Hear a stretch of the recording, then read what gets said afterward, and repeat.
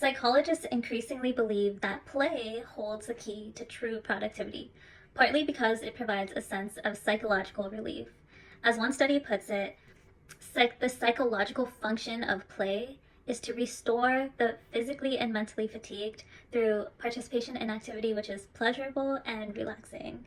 That is a quote from Ali Abdaal's Feel Good Productivity. The core principles of this book are principles that I have stood by personally. I've had people ask me how I could focus in for so long, how I could work so much, and truthfully, it is because I've pursued things, activities, and work that feel like play or try to incorporate elements of play. And all of that is the core of this book. I have a specific way I like to organize my book notes, so I'll go through the main takeaways, how I will apply it in my life, how you can also, and my favorite quotes. Takeaway 1, we are most productive when we are energized, when we are filled with playfulness, empowered, and have a sense of purpose. The 3 P's, play, power, people. Not purpose, but... Takeaway number 2, the biggest lie we've been told is this: in order to become an adult, we must get serious. The truth is, retaining our playfulness will enhance our productivity. And instead of optimizing for seriousness, we should optimize for sincerity. Takeaway 3, we may not always have control over our external circumstances, but we always have the freedom to choose our attitude and the way we move through those circumstances. And takeaway number 4, the greatest minds did not work in isolation, but in community.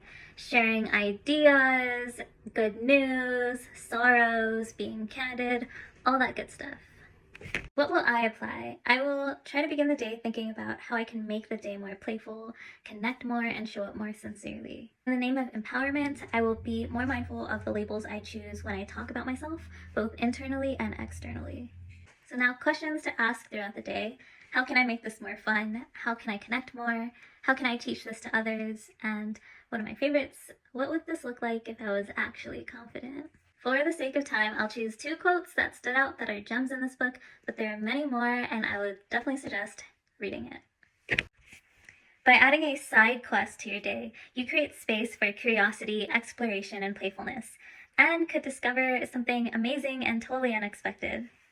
Think about a task you don't want to do today and ask, what would this look like if it were fun?